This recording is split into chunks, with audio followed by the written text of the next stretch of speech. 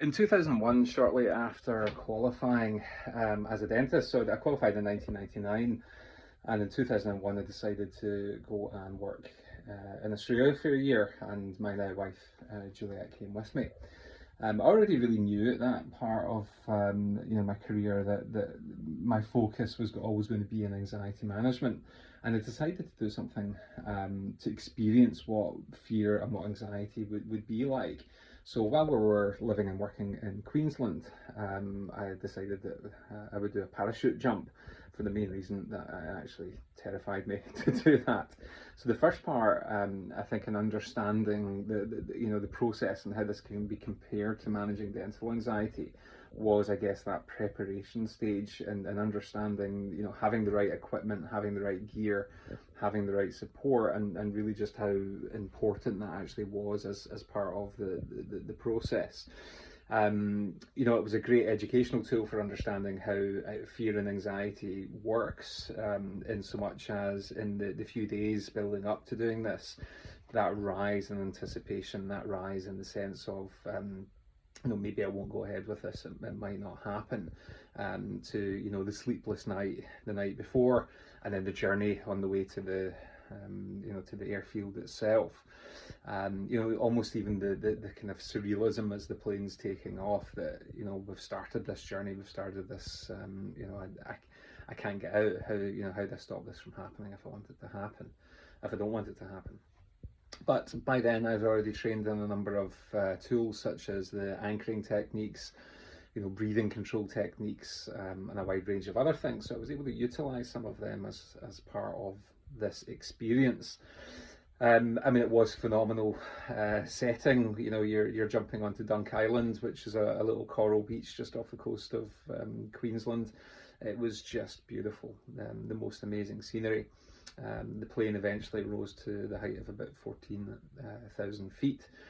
And just that sensation of looking out the window, looking at that point, I'm trying to be jovial and as if I'm taking it easily, but the anxiety very much is kicking in as you're looking out that window and looking at the drop and just how far down it is, realizing that you're putting your faith into the person that you're tied onto, and putting your faith into them having the right equipment, them being in control, them having the experience that they know what to do. And you can see me still hanging on the window here for dear life, and we're not quite ready to go. And he said something in my ear about, there's no point holding on now, mate. You're going, and away we went out the window. Just the adrenaline burst, the use of all the things that I was already starting to learn. As you're free falling, you're enjoying it, but there's still that building anxiety about, is the parachute going to open? Is this going to be okay?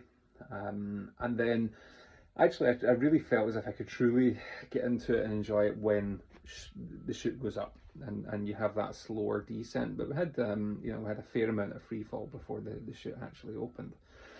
So this journey, what did I learn from this that I ended up using before I had this surgery?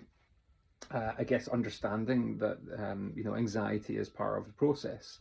It would be unusual to do something like this, having never done it before, without having any anxiety. So if you're going for surgery, going for a dental appointment, anxiety in the run up to that is, it's usual, as long as you're able to utilize breathing techniques, coping strategies, coping skills, so that it is manageable and it's not preventing you from sleeping, and you're able to still function, then a degree of anxiety is actually okay. And bear in mind that the feeling of anxiety and the feeling of excitement are actually very similar.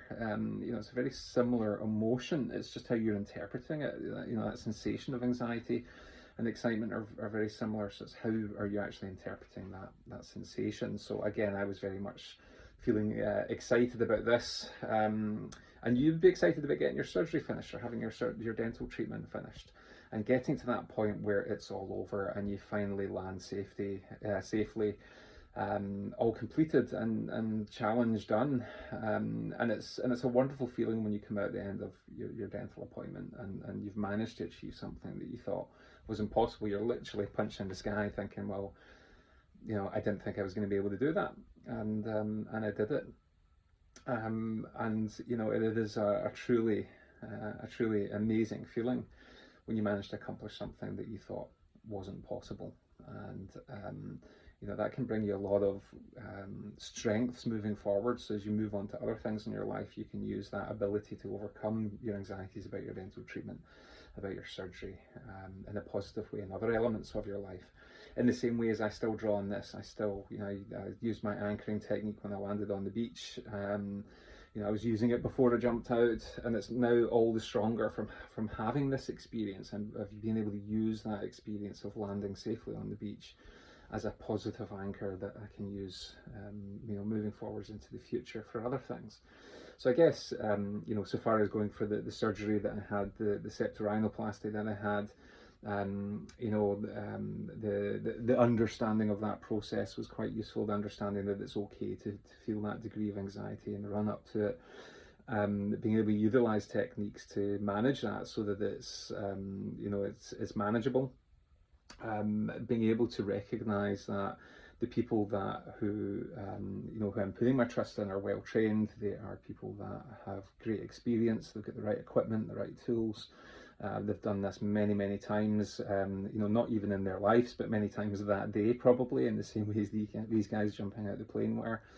So being able to trust in that experience, trust in those skills, and trust in those people, and then importantly, utilizing that positive future event. So when you come out of that dental appointment, having achieved the work that you set out to do, or at least achieving a step of that work at the very least, being able to anchor that feeling, being able to utilize that to move forwards to the next stage and the next thing, and having that sense of accomplishment that I had as I landed on the beach there. And that's, again, very much the sense that I have now coming through this procedure. I've had the septorhinoplasty, I've landed on the beach. The jump is over, all the anxiety, anticipation is over. Everybody who I trusted to do what they were meant to do did it. And I'm now on the beach and reaping the benefits of being able to breathe through both nostrils, which I wasn't able to do before. So the process worked. I managed the anxiety. The parachute opened and I landed safely on the beach. So that's my little analogy with doing something like that. That I did back in 2001 as part of my own growth and understanding about what it's like to feel anxious about something that you're going to do. So I hope that's been useful, and I'll see you in the one final video just talking about the whole experience. Again, I'll maybe head back to where it all began and take a walk and just talk about the whole experience. So thank you again for continuing to watch, and I shall see you soon.